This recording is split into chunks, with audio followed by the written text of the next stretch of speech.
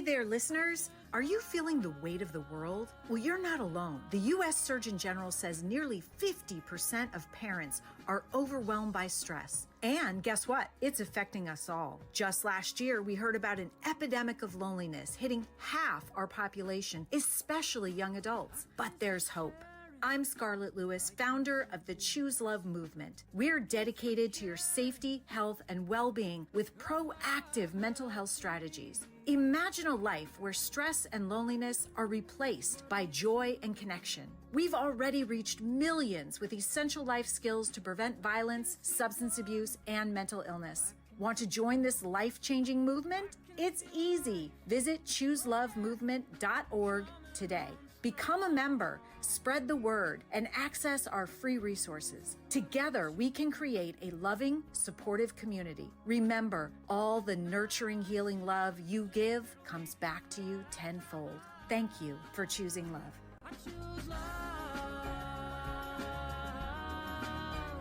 I choose love. Hey, everybody. My name is Scarlett Lewis, and I am the founder of the Jessie Lewis Choose Love movement. Thanks for coming on the podcast today. We have an incredibly special guest today. His name is Dr. Michael Carter. He's actually my doctor. And you know that I love sharing people whom I love and also have helped me so much. So I wanted to bring Dr. Carter's brilliance to all of you. So listen up, because he's going to talk today about longevity. He's going to talk to us about stress, root causes that interfere with the body's inability to prevent and reverse disease, and things that we can do right now. So much more.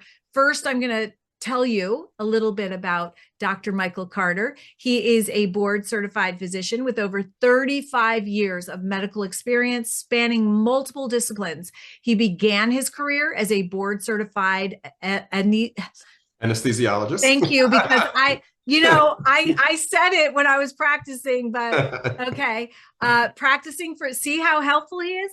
Practicing for 16 years before transitioning into medical aesthetics, anti-aging medicine, and functional integrative medicine. We're going to find out what that is. In fact, of course, this is the capacity that I met Dr. Carter in, and now I'm one of his patients. Of course, and I want to share him with the world. As a functional integrative medicine practitioner, Dr. Carter focuses on identifying and addressing the root causes that interfere with the body's inability to prevent and reverse disease. His approach combines natural supplementation, cutting-edge technology, alternative therapies, targeted medications, personalized nutrition, and strategic exercise protocols to support detoxification, regeneration, and optimal health. Dr. Carter is a member of the American Academy of Anti-Aging Medicine and the Institute for Functional Medicine. He completed stem cell fellowship and peptide certification programs, and is trained in functional medicine approaches to Alzheimer's treatment and reversal. I've spoken to a lot of you out there that are facing this with your parents. He currently serves as corporate medical director of Real Health Clinics, a company dedicated to treating and reversing Alzheimer's disease. A graduate of Morehouse College, where he finished magna cum laude and was inducted into the Phi Beta Kappa. Dr. Carter earned his medical degree from Howard University and completed his residency at Emory University. He is a 3-time recipient of the Patient's Choice Award, a 3-time Compassionate Doctor Recognition Award recipient, and has received the On-Time Doctor Award. Wow, is there such a thing? I mean, like as on-time doctors? I'm just kidding.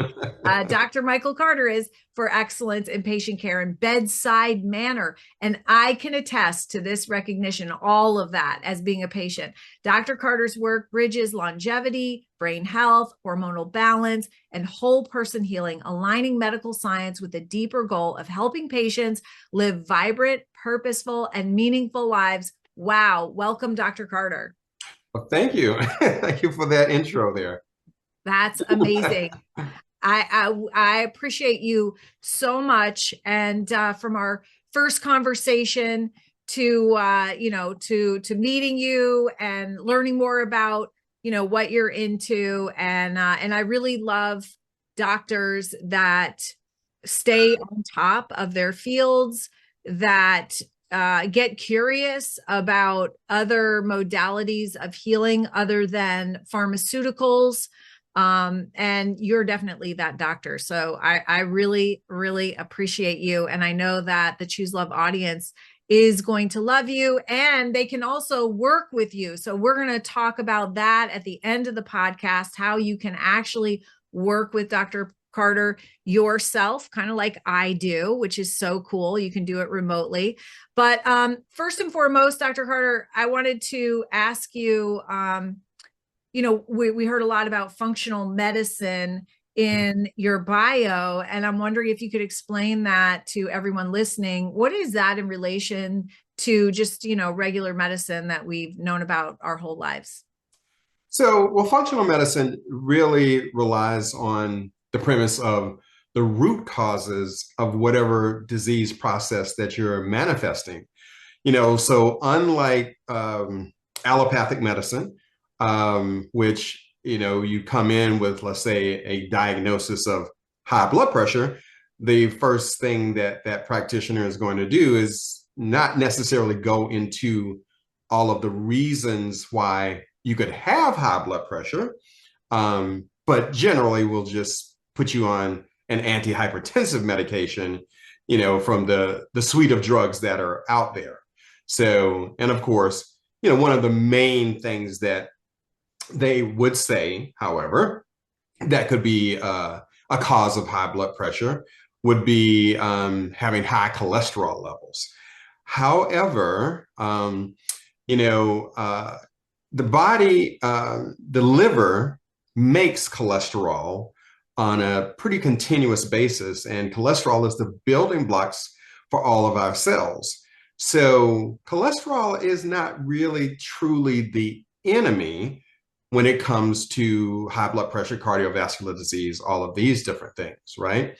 So now, can some of the constituents of the cholesterol, such as the small particles, the lipoprotein little a, the oxidized LDL, some of these your audience may have heard of, some of these your audience has not heard of, because a lot of traditional doctors don't actually go down that deeper pathway with testing what are called the fractions of cholesterol.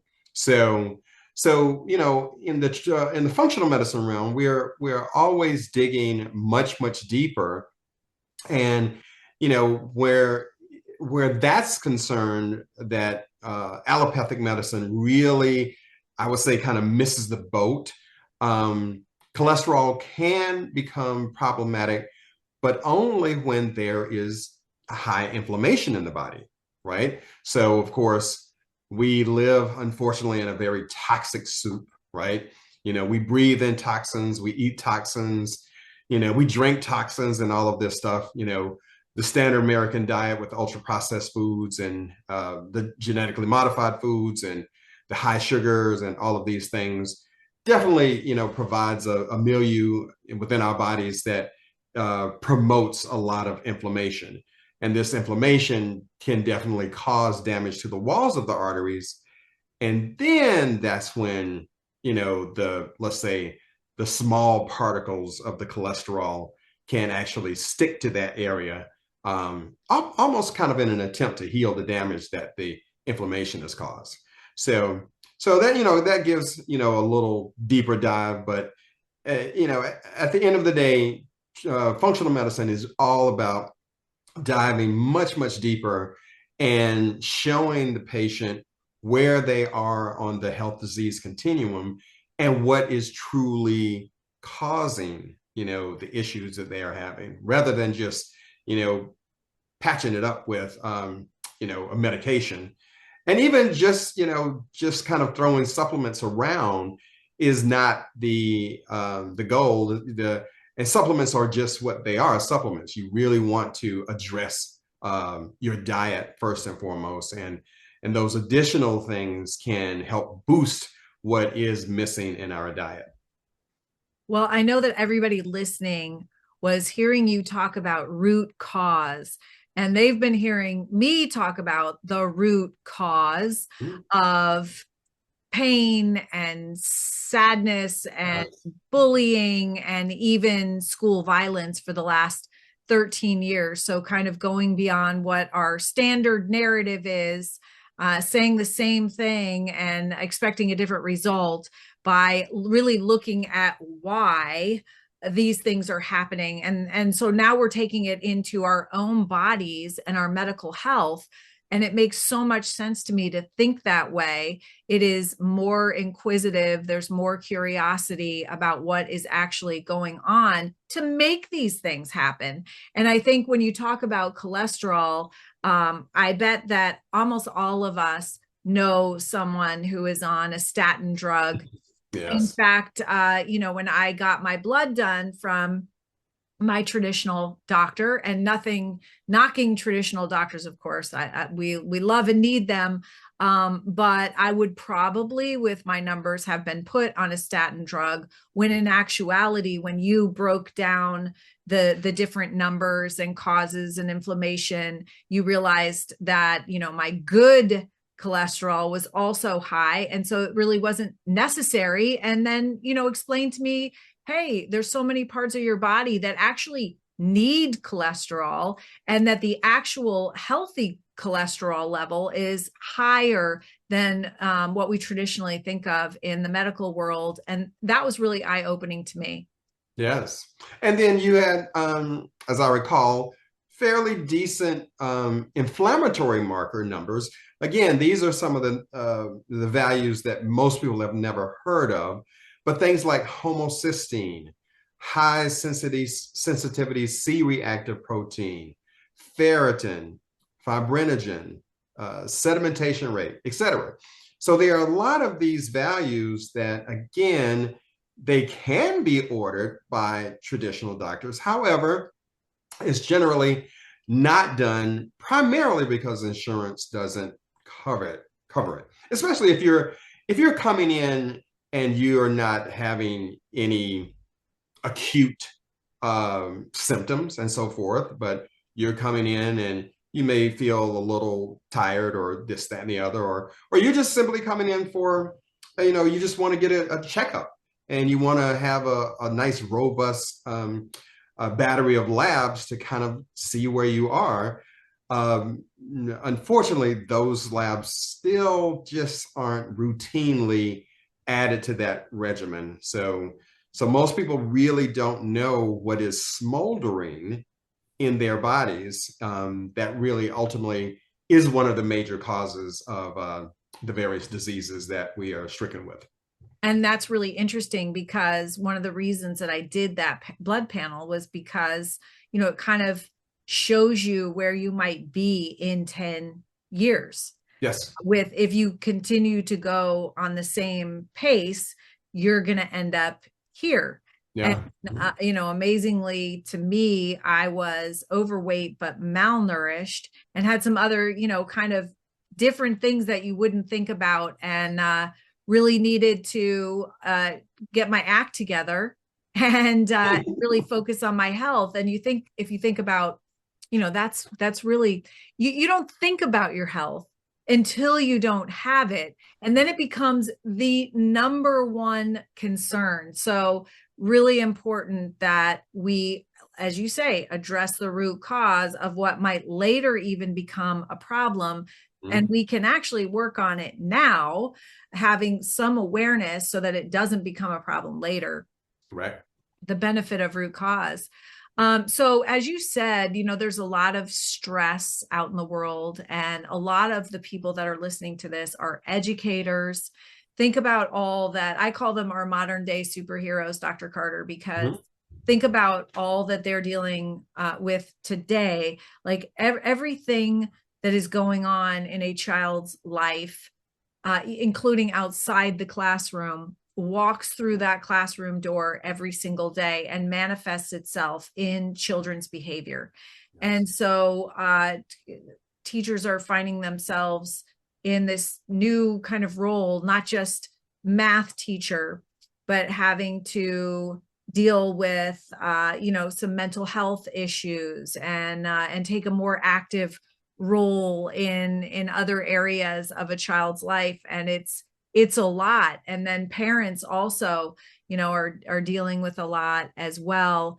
And so we can get into this survival mindset, where we're just going through days. And I remember going through some days like this. I tried not to, but just where it's almost like white knuckling it, and you are trying to get by, not really present, certainly not joyous, and appreciating every moment that you have with your kids, that time that goes by so quickly. How, from a functional medicine standpoint, can people listening just start to switch from this survival mindset into a more thriving type of mindset? Well, I mean, of course, it can be quite challenging. We live in a very stressful, fast-paced environment. And yes, a lot of the things that are said are easier said than done. However, but the key point is the old adage, stress kills. There's a lot of truth to that. So being mindful of that, and just like you were saying, trying to really calm your nerves and be appreciative. Number one, that you're still alive. You're here. God has blessed you with life that is continuing. So, and we live, in a very privileged, country here. So, and not to say that it can't be difficult and so forth, but if one can always try to look at the glass as half full rather than half empty, and again, just be thankful for what you have, and following God's teachings, and knowing that you might be going through a rough patch now, but in general, there are better days ahead. But a lot of people, well, in the functional medicine universe, when we look at stress and let's say how it affects our adrenal glands. So a lot of people may equate that with, chronic fatigue syndrome. So, yeah, so continuing to go, 100 miles an hour every day, eventually the adrenal glands basically just become exhausted. So, cortisol is your main stress hormone, right? Now, the adrenal glands make a lot of other hormones, but if we just kind of stay with that from a stress standpoint, the importance of keeping that, or trying to keep that in a normal or optimal range, rather than it being too high or too low. If you look at, let's say, an example of, running from a tiger, right? So, or danger. So your cortisol levels are going to be high, because then an adrenaline is going to be released to get you out of harm's way. However, the vast majority of us, just living in society, maintains these abnormally high levels of cortisol that pretty much stay heightened because we don't sleep well, we don't rest, we don't relax, and so forth, like we should. And eventually the adrenal glands become exhausted, so to speak, right? So now when we look at, let's say, your overall health and immune system resilience.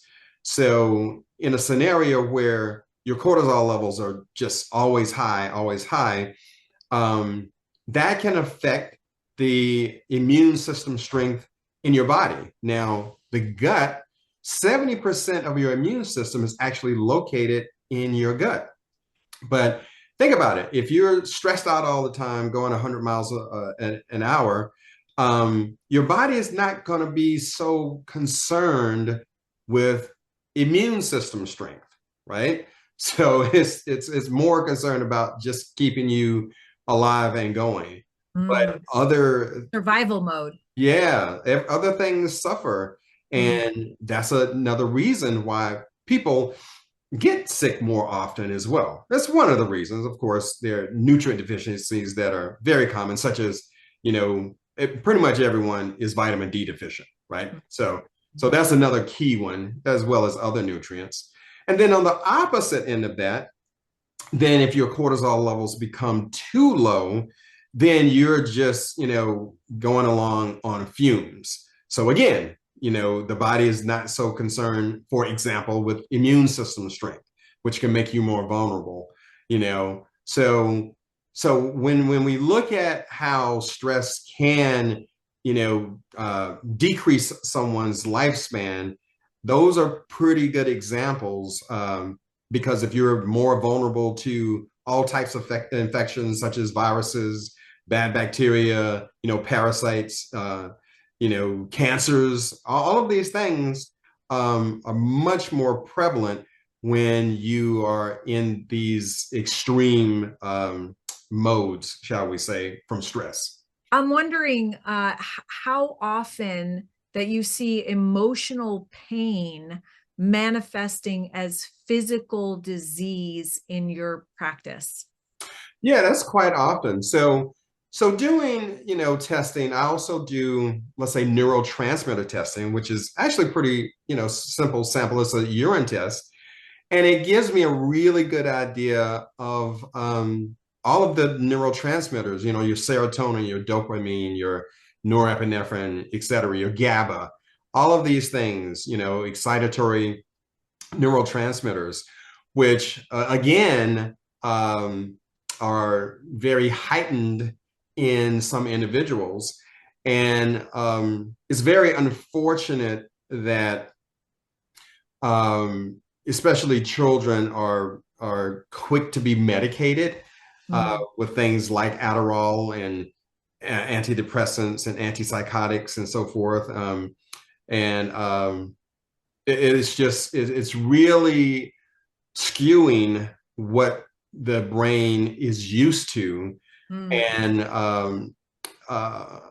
a significant number of individuals really can't handle the side effects of these medications. I guess thankfully it's not the majority. Of course, we would probably have much more violence and so forth that would be going on, but it's significant enough of the population that is experiencing these. And of course, there's a continuum. The higher the dose, the more you're on, the longer that you're on these things. Some of these things might not manifest until you're an adult, right? So, you mean if you took medication as a child, you're talking SSRIs or ADHD medication, and then you went off of them? Are you saying that something could still manifest when you're an adult? Well, yes. Well, and some of these medication classes are very difficult to wean off of, especially, the benzodiazepines, like Ativan and stuff like that, and SSRIs. The brain gets very used to these, medications, unfortunately. And if you, it's kind of like, almost like an opioid withdrawal, when you, cold turkey taking narcotics and so forth, similar type situation, but, it can manifest as way more anxiety. It can precipitate suicidal and or homicidal, tendencies, both on the drugs, and if you try to abruptly withdraw from it. So you do need professional guidance if you're on these medications. Of course, we know there's a huge database of individuals that are on these various classes of medications and so forth. But yeah, it can certainly track back to various disease processes, even so let's take Prozac, for instance, and some of these antidepressants. They are actually in a class called dementogens. So long-term use of these medications, the same thing for the benzodiazepines, they are classified as dementogens because they highly increase your risk for Alzheimer's.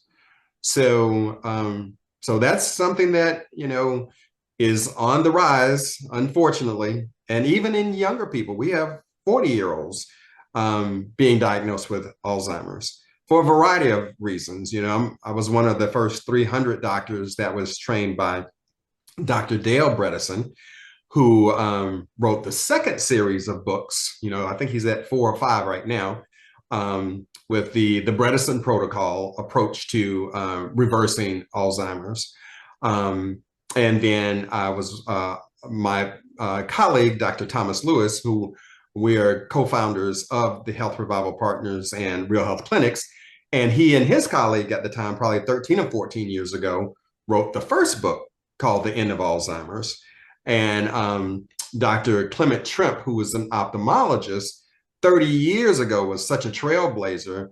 He actually made a connection between eye diseases and inflammation, like kind of those markers I was telling you about, homocysteine and C-reactive protein, et cetera, and subacute infections, like Epstein-Barr virus or Lyme disease or mycoplasma, et cetera, to the onset of eye diseases, but that sometimes could progress to Alzheimer's, Parkinson's, or dementia.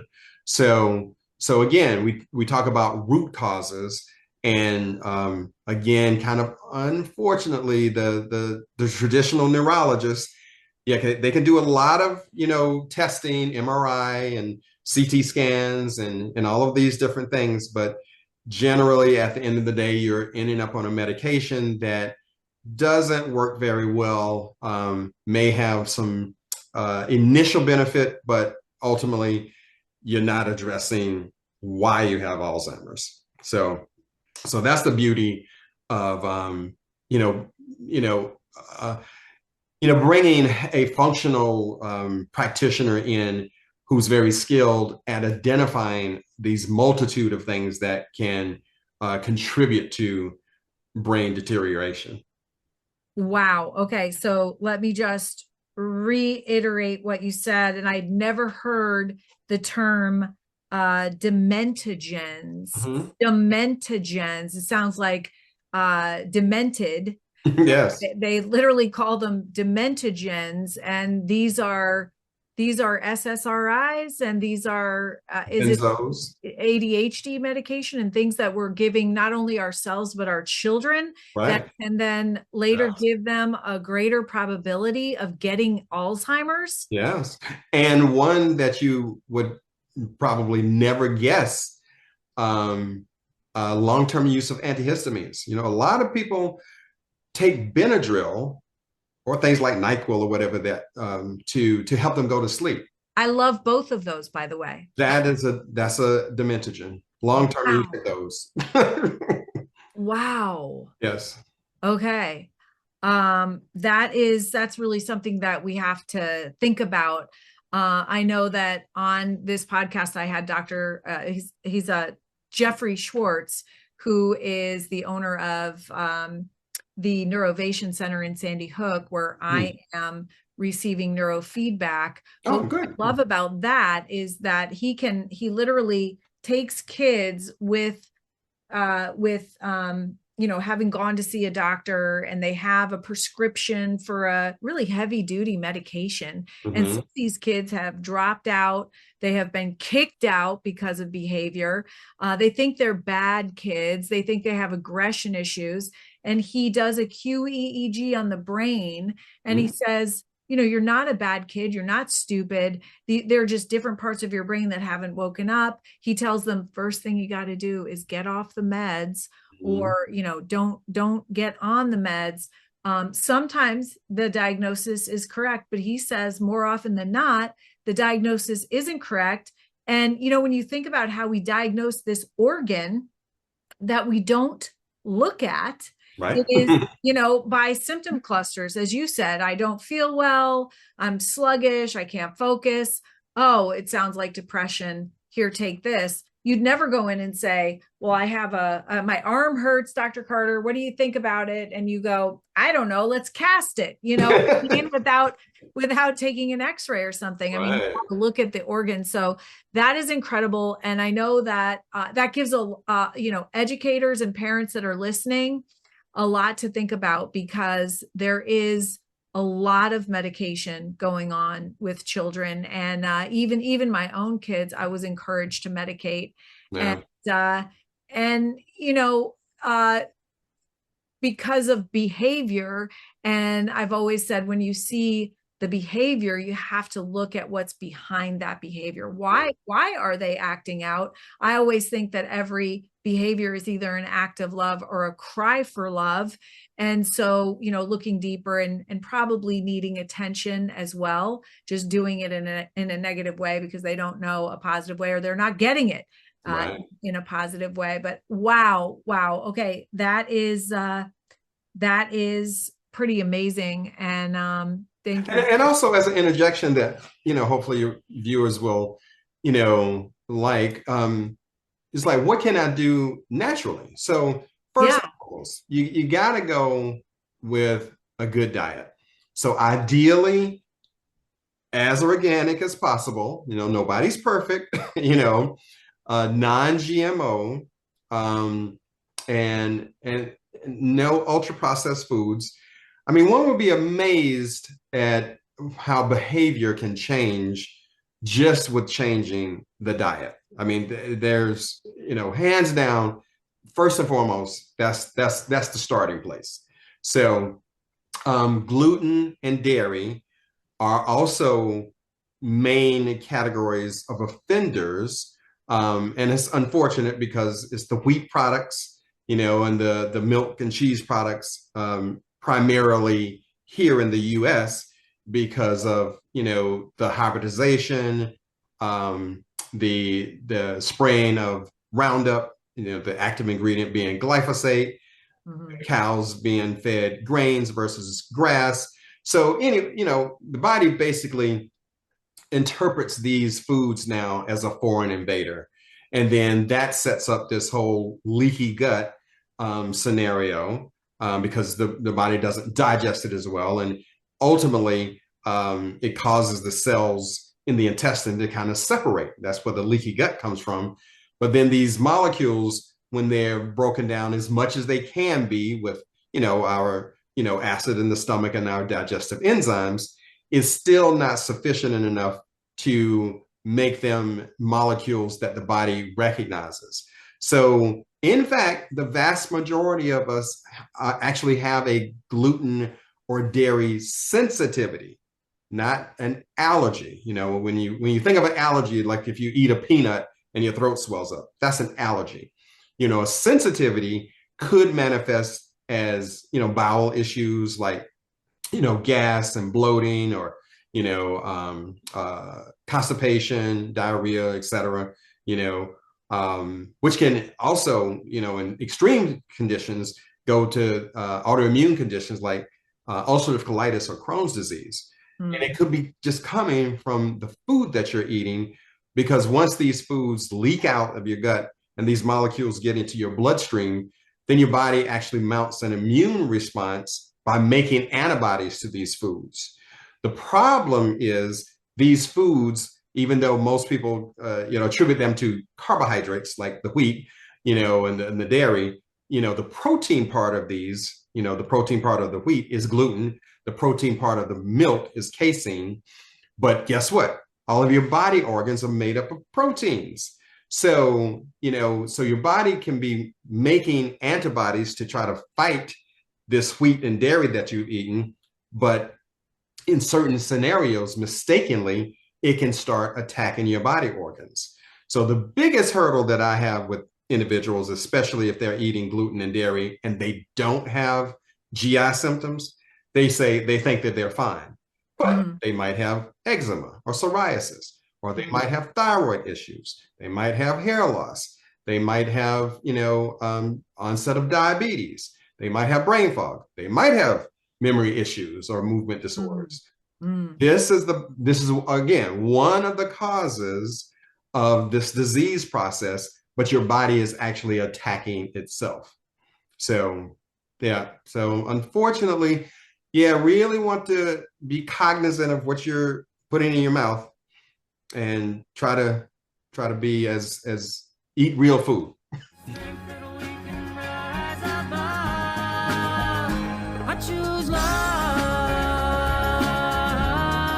Hey there, listeners. Are you feeling the weight of the world? Well, you're not alone. The U.S. Surgeon General says nearly 50% of parents are overwhelmed by stress. And guess what? It's affecting us all. Just last year, we heard about an epidemic of loneliness hitting half our population, especially young adults. But there's hope. I'm Scarlett Lewis, founder of the Choose Love movement. We're dedicated to your safety, health, and well-being with proactive mental health strategies. Imagine a life where stress and loneliness are replaced by joy and connection. We've already reached millions with essential life skills to prevent violence, substance abuse, and mental illness. Want to join this life-changing movement? It's easy. Visit chooselovemovement.org today. Become a member, spread the word, and access our free resources. Together, we can create a loving, supportive community. Remember, all the nurturing, healing love you give comes back to you tenfold. Thank you for choosing love. I choose love. I choose love.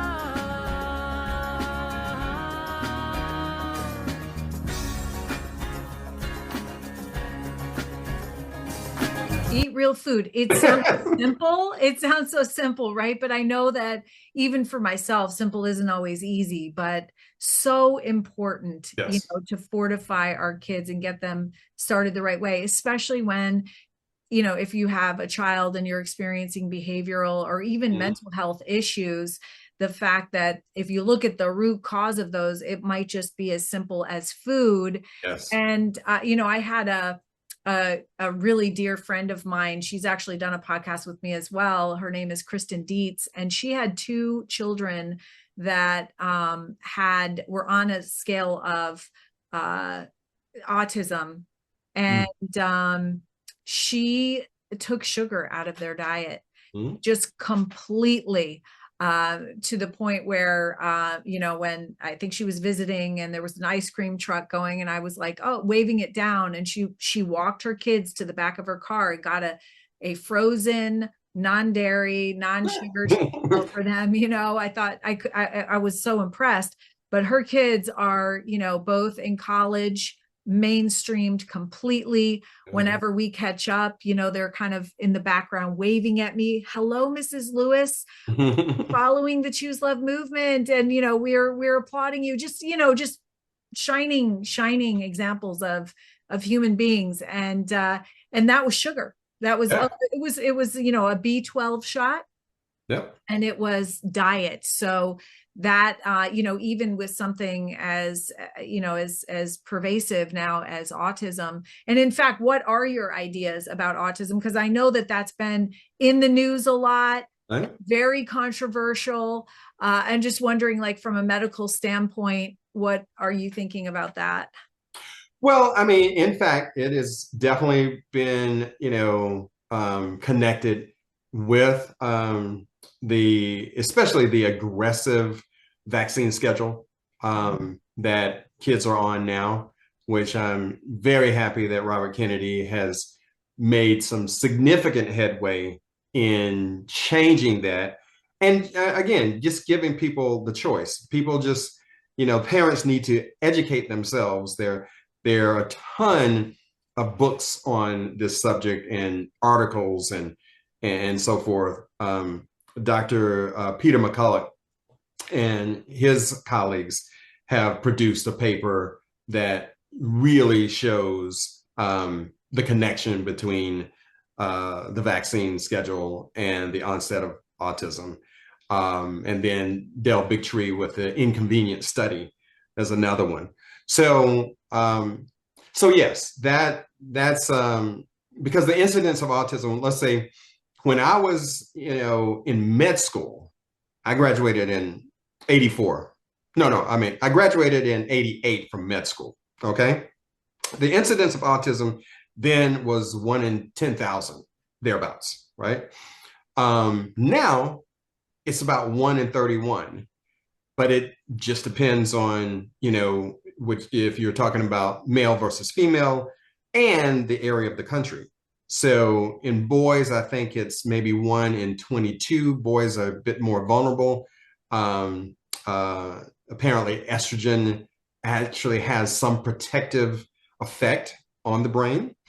And then read where in California, the incidence of autism is 1 in 12. So, and of course, that's one of the states that has a very demanding vaccine schedule. So, so yes, people really just need to educate themselves. When I was a kid, I had a total of 3 vaccines. By the time I finished med school, maybe I had a total of 5. So from age 0 to getting out of med school, 5 vaccines, maybe 6. The vaccine schedule as it stood prior to Kennedy getting in, you would have a total, by the age of 18, you would have about 76 doses of about, I think, 25 or 30 different vaccines. So it was just a massive, massive increase. And of course, the constituents of the vaccines, the aluminum and the mercury as adjuvants, they're this very toxic to the brain. And, some people can clear that better than others. And those who can't, those metals that are injected actually lodge themselves in the brain and cause what's called, glial, activation, and it's basically kind of a brain on fire type scenario where everything is inflamed there. Now, of course, there are other causes. Again, poor gut health has a lot to do with it. The rise in C-sections, because if the baby is not going through the vaginal birth canal, they're not getting the benefit of all that good flora that is helping populate their, gut and so forth. So that's another cause. And again, just the food that we are consuming has a lot to do with it as well. And then you have to look at all the environmental toxins.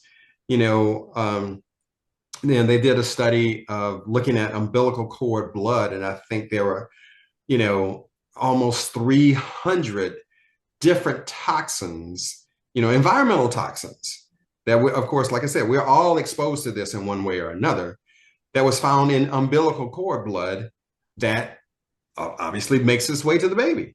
So if that baby does not detox well, for whatever reason, to be able to get that out of the system, then that's another setup for, this brain inflammation and so forth. So it's really important for parents to take personal responsibility for, and I say this about school safety. It would be great if we didn't have to, but we do, and we are ultimately responsible. And even though you bring your child to a doctor, you still have to take responsibility for what the course of treatment is going to be. And that's a good thing that AI has done. I mean, you can go on and do your own research now and sort of figure things out or agree or not with a conclusion or a course of treatment, but it's necessary. Yes, absolutely. Yeah. So I've never been able to ask a doctor this. So I'm looking forward to this.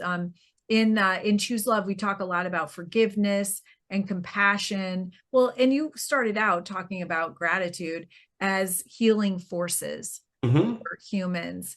And I'm curious, from a medical perspective, what happens in the body when someone lives in chronic anger versus compassion? Well, I mean, you're definitely activating, the sympathetic system versus the parasympathetic. And again, being in this heightened, scenario definitely drives a lot of inflammation in the body and can promote diseases. For me, the people may ask, why did I migrate from anesthesia as well as, a very nice, successful career as a cosmetic surgeon? My story is I have a long history of glaucoma, and it's pretty strong in my family. And I developed it in my 30s. So I've had it for quite some time.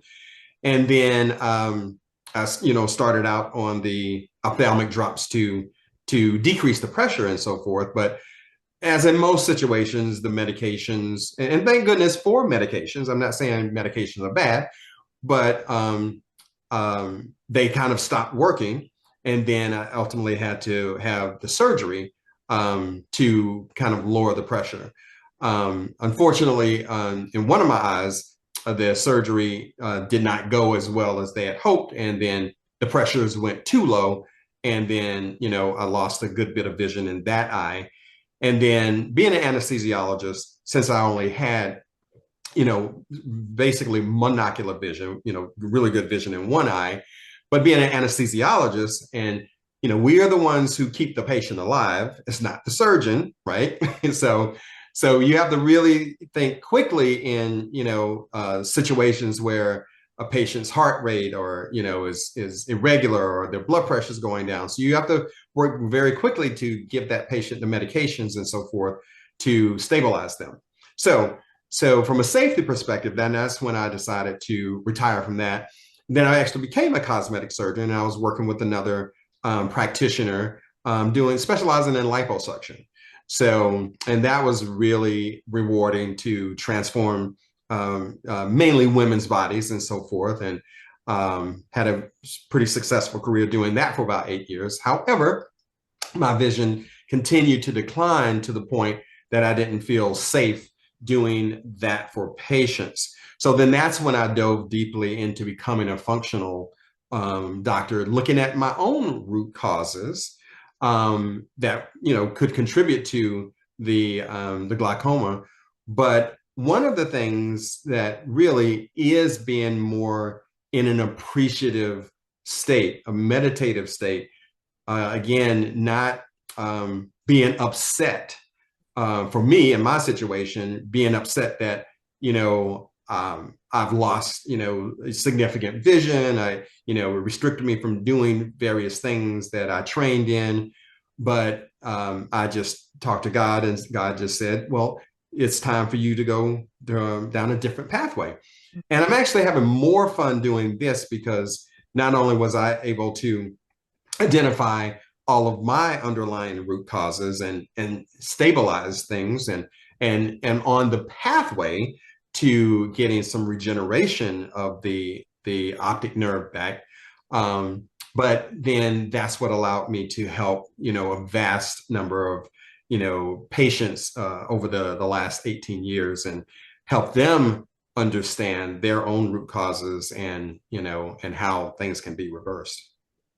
Well, you are a living testament and also incredible perspective for anyone watching or listening, Dr. Carter, because, most of us that have our sight, and we can't imagine what it would be like to have diminished sight. Right.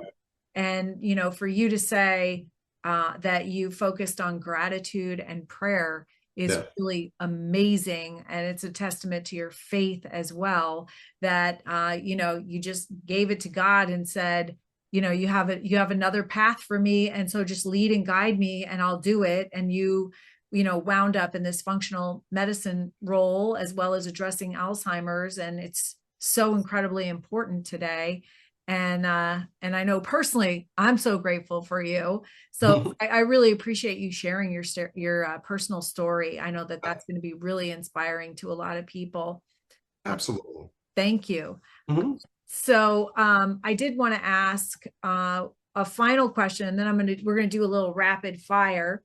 But as far as longevity, because you're also focused in longevity, what do you believe are the true pillars of longevity beyond diet? You know, we talked about the importance of diet, and most people understand the importance of exercise as well. What do you believe it takes to truly live a happy, long life that we all want? Well, other than the things that, we were already discussing, but one exciting area, which you've also experienced as well in taking the Prodrome test. So Dr. Dane Goodenow, about 20 years ago, really created this class of phospholipids called plasmalogen precursors.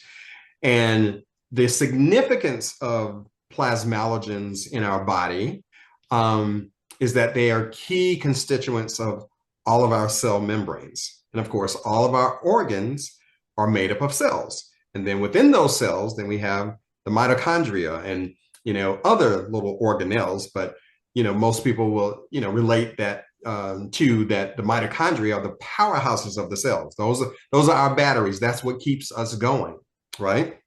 So, but if we have unhealthy cell membranes, then our body organs don't function well. So from a longevity standpoint, what has been fascinating, and I'm one of, I think about 100 of the elite practitioners for the company Prodrome Science, is that these plasmalogens can be identified and measured. So it was very cool to find out that, for instance, generally after the age of 50, everybody's brain shrinks about 1% a year, okay? A lot of that has to do with plasmalogens, right? Because again, the brain is made up of all these cells, but if more of your cells are dying, and then it kind of stands to reason that you're going to have some brain shrinkage, right? Now, that can be correlated also to the onset of Alzheimer's, but also longevity and living a longer life with good health. So what was determined by Dr. Goodenow and other researchers is that there are a small number of individuals, and let's say they are living to 85, 90, 95, 100, and they have good cognition. And this was found out through lots of blood tests, both in alive and deceased subjects. And they found that those individuals who maintain really good brain health had innately high plasmalogen levels. But just like most people, generally after the age of 50, people's hormone levels go down, testosterone, progesterone, estrogen, etc. So in a similar situation.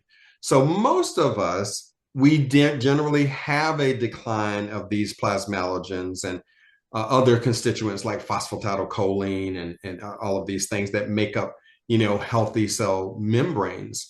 So Dr. Goodenow created these products to actually replace these, and very exciting things from, not only longevity, but for me, and helping people with Alzheimer's, that has been one of the integral parts of really helping people. And even though there are not a lot of studies yet, I'm going to be involved in doing this with others. There's some really good information after being on, and granted, fairly high doses of these precursors and so forth, that it can actually regenerate nerves in the eye, which is a big lift. No one has really been able to consistently do that. But there's some really good anecdotal stories of patients with multiple sclerosis who were blind in one eye for 30 years from uveitis. And after being on this regimen for about 1.5 years, they gained a significant amount of sight back. A couple of individuals with macular degeneration, they were getting the injections, the Avastin in the eye for the wet macular degeneration. And again, generally about after a year and a half, they were able to stop the injections, and they got very significant sight back. So that's one of the areas that's exciting for me, also because of my own eye issues, but fabulous for everyone else, because again, the more things that you can identify that are hiding underneath and that you can correct will portend a much brighter future for yourself. It's just that most people don't know these things. Again, just traditional lab tests really just kind of skirt the surface of what it means for adequate testing for just good health and longevity. So there's a lot of exciting things in the functional realm that can contribute to extending life and in a healthy way. That's amazing. And I'm glad that you brought up prodromes. And I'm glad that you brought up Dr. Goodnow, because, there's some videos on YouTube that I've seen that just show miracles with Alzheimer's patients that go to his clinic that, go in just completely, with all cognition loss, that come out that are having conversations with their loved ones. There is, I remember, because my grandmother died of ALS, seeing an ALS patient. And I think Dr. Goodnow says he doesn't reverse, but he brings back to health or something. Exactly. Like that. And he's significantly slowed it down. ALS is one of those really difficult ones, though. It's quite challenging. That's not an easy one to turn around. I agree, but what I saw, was an incredible example and hope for people. Thank you so much for that. I appreciate that. And I am a patient of Dr. Carter's. I take plasmalogens every day, and he has gone through, quite a few tests with me and recommended supplements specifically for me that I currently take, and I feel great. I have lost weight. I am off completely Smart Food. Sorry. Luckily is not sponsoring this podcast. But I am, I'm feeling much better, and I really appreciate you, Dr. Carter. So let's do some rapid fire questions. Okay. Sure. To kind of end this on a high note. So one habit that everyone should adopt immediately. Oh, better sleep hygiene. You really want to try to turn off all your iPad and computers and all of that stuff at a reasonable time, and really get good sleep in a dark environment. And if you're still having issues with that, supplements like melatonin and L-theanine are good starts to help with that. And I always say I love magnesium butter for the bottom of my feet. And so great. Oh, so good. In fact, I asked a general who's written all these books on school safety and why kids kill and all this stuff. I can't remember his name. I did a podcast with him, but I asked him, he trains military, and I said, what's the number one way to keep kids safe? Thinking I really thought he was going to say an armed guard, like military. And he said, sleep. Our kids are sleep deprived. So important, because you listening, you're sleep deprived too. I know that I am, unless I really work at it and I'm conscious about it. Okay. So that was awesome. One myth about aging you would like to debunk. Oh, well, aging does not have to occur like one normally thinks of it. Just because you're 60, 70 or 80 or whatever, doesn't mean that you're old. Again, if you look at all of your internal values, biomarkers, and so forth, you can, there are tests that actually show your biological age versus your chronological age. So even though you may be 75, you can, biologically, if you've done all the right things and exercise and eat well, you could be at age 50. So that's what everyone should strive for, is internally slowing that aging process. And it can definitely be done. That is awesome. Yes, yes, yes. So also, let's do the next one. One daily practice that supports both longevity and happiness. It's a prayer for me. Yeah. And just being thankful. Yeah. Just, don't sweat the small stuff. I love that. Yeah. I totally agree. Give it to God. Give it to God. I do that. And I forget. And then I struggle. And then and then I go, wait a minute, I don't have to struggle. Right. So, right. Give it to God and be happy that you woke up. Because as my mom says, there's somebody that didn't today, but you did. So you still have a purpose. Right. And So last question, what does optimal health truly mean to you? I mean, it's just a combination of things. I exercise quite a bit. I do high intensity interval training called P90X, which was developed by Tony Horton over 20 years ago. Very key to optimal health. Of course, it's a very difficult program, but everyone doesn't have to do it at that type of intense level, but you need to do something. I would tell you the number one thing for Alzheimer's and Parkinson's is movement, exercise. It's incredible how beneficial that can be because it enhances brain-derived neurotrophic factor. Most people don't even realize how exercise can also control blood sugar. So after every meal, especially if you have blood sugar challenges, and you can see this if you were wearing a continuous glucose monitor, and after a meal, let's say your blood sugar was 150 or 175 or whatever, you can see it come down pretty quickly after walking or jogging or running on a treadmill.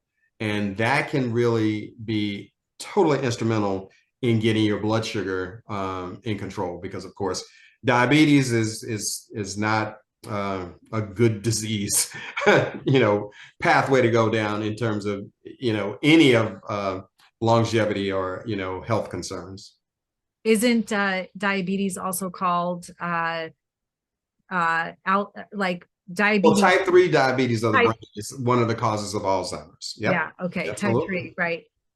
Okay. So walking, I tend to exercise late at night because I stay working for so long, and then I might go out and have a meal, and then I find myself, well, I could either go to bed or I could walk on the treadmill. And so I walk on the treadmill after I eat, and it makes me feel better. Perfect. There you go. Yeah. Yeah. Well, oh my gosh, Dr. Carter, you know how much I love you. I appreciate you so much. Thank you so much for sharing with our audience. And I'd love to have you back again. Hey, hey, oh. It's all part of us. We can all choose love. It'll lift you up if you